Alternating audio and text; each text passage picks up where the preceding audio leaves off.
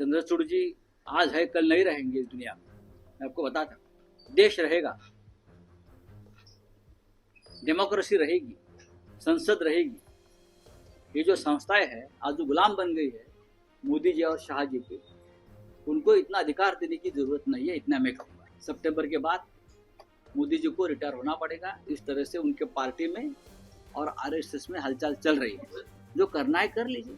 ऐसे बहुत से एक्शन हमारे खिलाफ हो गए हैं, लेकिन जनता के साथ हूँ मैं, महाराष्ट्र के साथ हूँ मैं। हम लड़ते रहेंगे। झाड़ को तोड़ दिया, वहां के लोग विरोध कर,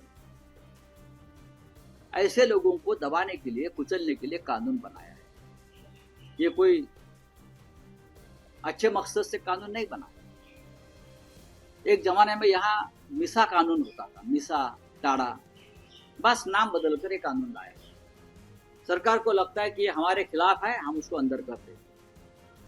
यही उनका इरादा है। हमारे खिलाफ मत बोलो, हमारे खिलाफ मत लिखो, सरकार के खिलाफ सड़क पर मत आइए।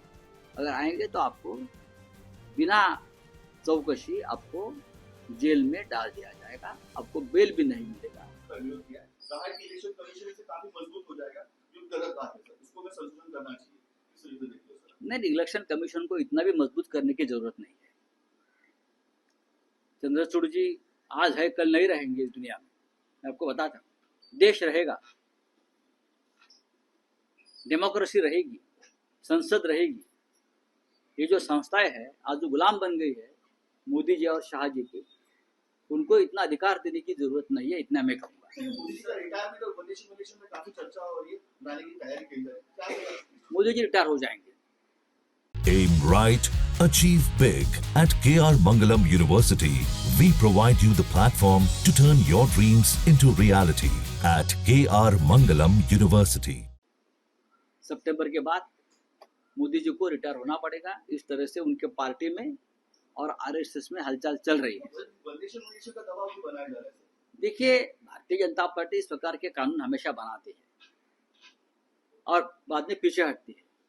जब जनता सड़क पर उतरेगी तो पीछे हटेंगे। या पॉलिटिकल पार्टी का देखिए, जन सुरक्षा जो कानून बन रहा है उसको हम कहते हैं भाजपा सुरक्षा कायदा।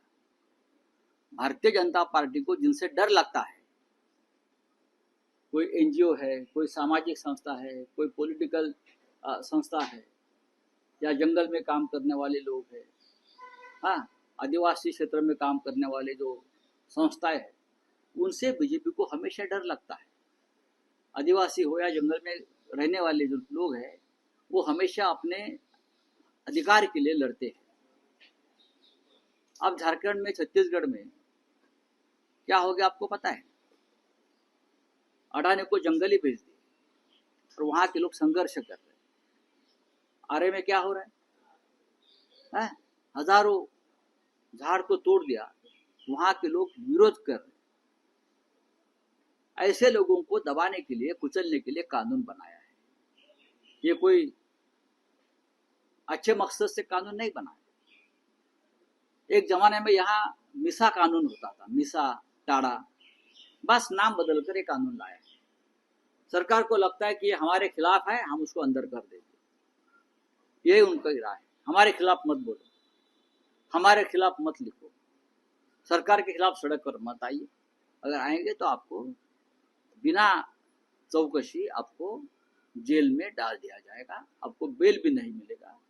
एक बहुत ही निर्घृण, अमानुष कानून महाराष्ट्र में लाया है, जहां से डॉक्टर बाबा साहेब आम्बेडकर, संविधान निर्माता, महाराष्ट्र से आते हैं। हाँ, फुले आम्बेडकर का नाम हम लेते हैं, छत्रपति शिवाजी महाराज का नाम लेते हैं।